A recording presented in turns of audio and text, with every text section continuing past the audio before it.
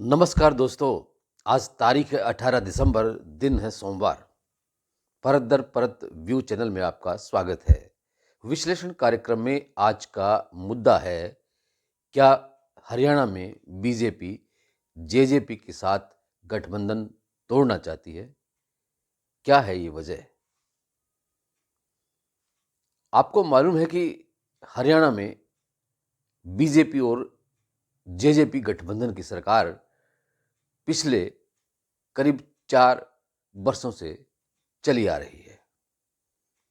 इन 4 वर्षों में कई बार ऐसे मौके आए हैं, कई बार ऐसी खबरें आई हैं कि बीजेपी और जेजेपी के गठबंधन के तार ढीले हो गए हैं और ये तार कभी भी टूट सकते हैं।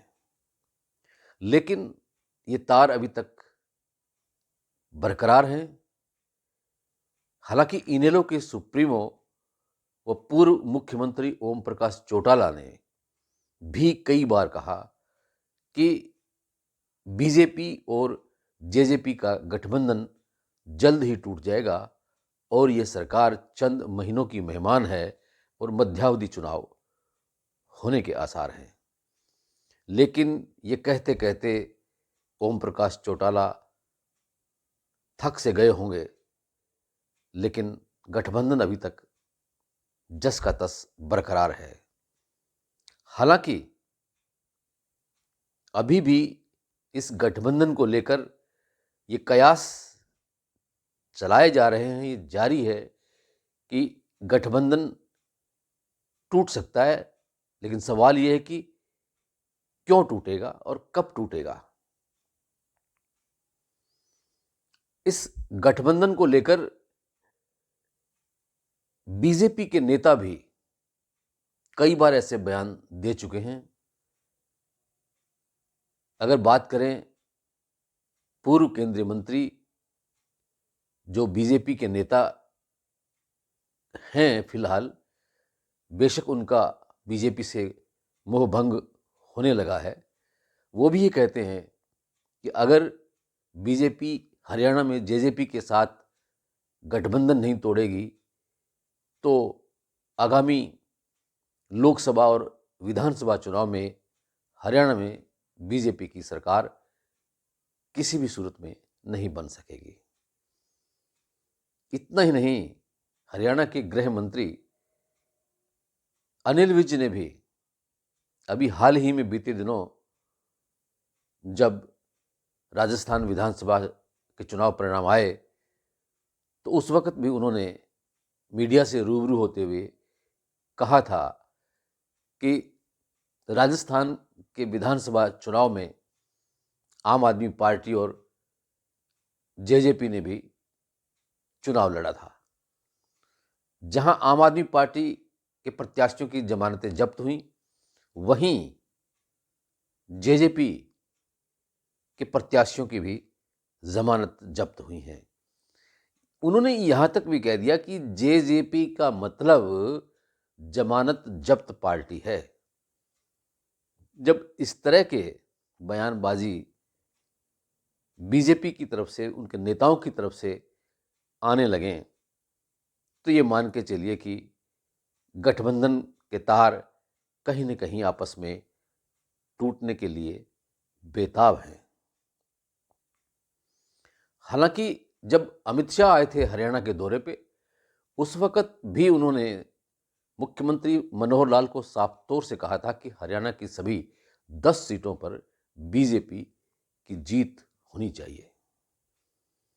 तो इससे साफ नजर आता है कि लोकसभा के चुनाव में तो बेशक जेजेपी एनडीए का घटक है, लेकिन लगता है कि लोकसभा का चुनाव भी बीजेपी और जेजेपी अलग अलग तरीके से लड़ेंगे। जैसे कि राजस्थान के विधानसभा चुनाव में भी हुआ है कि राजस्थान के विधानसभा चुनाव में जहां बीजेपी ने अपने उम्मीदवार खड़े किए, वहीं जेजेपी ने भी करीब 25 सीटों पर अपने उम्मीदवारों को खड़ा किया था। लेकिन आखिर में कटते कटाते 19 उम्मीदवार ही रह गए और उन 19 उम्मीदवारों की भी जमानतें जब्त हो गई।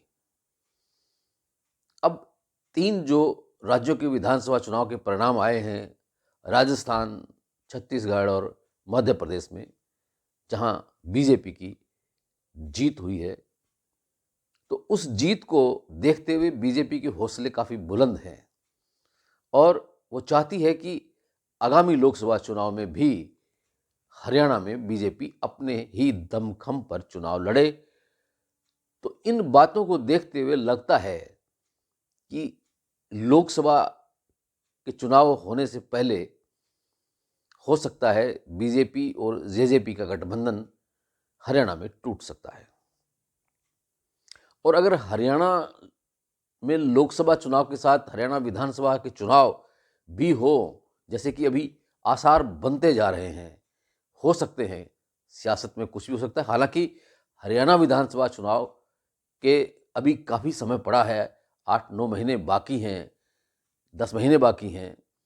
तो लेकिन लगता है कि इस बार हो सकता है लोकसभा चुनाव के साथ ही हरियाणा विधानसभा के चुनाव भी करवा लिए जाएं, ताकि बीजेपी ये चाहती है कि मोदी के नाम का जादू लोकसभा चुनाव के साथ साथ हरियाणा के विधानसभा चुनाव में भी चल जाए और प्रचंड बहुमत हासिल हो जाए।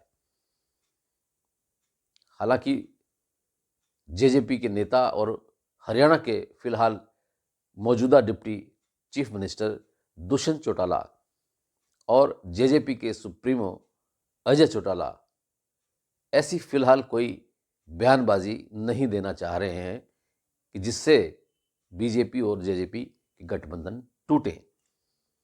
हाँ, लेकिन इतना वो जरूर कहते हैं कि अगर बीजेपी चाहे तो गठबंधन रख सकती है, अगर वो तोड़ना चाहे तो तोड़ भी सकती है।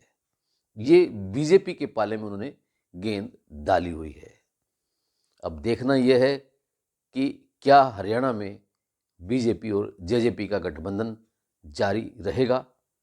कहते हैं ना कि दिल मिले ना मिले, लेकिन हाथ मिलाते रहिए। फिलहाल इन दोनों पार्टियों की नेताओं की यही हालत बनी हुई है। विश्लेषण कार्यक्रम में आज इतना ही। कल फिर किसी नए मुद्दे के साथ आपसे रूबरू होंगे। तब तक के लिए इंद्र मोहन शर्मा को इजाज़त दीजिए और यह वीडियो अगर आपको पसंद आया हो तो इसे लाइक ज़रूर कीजिए और इसको अपने परिजनों में, मित्रों में शेयर भी कीजिए।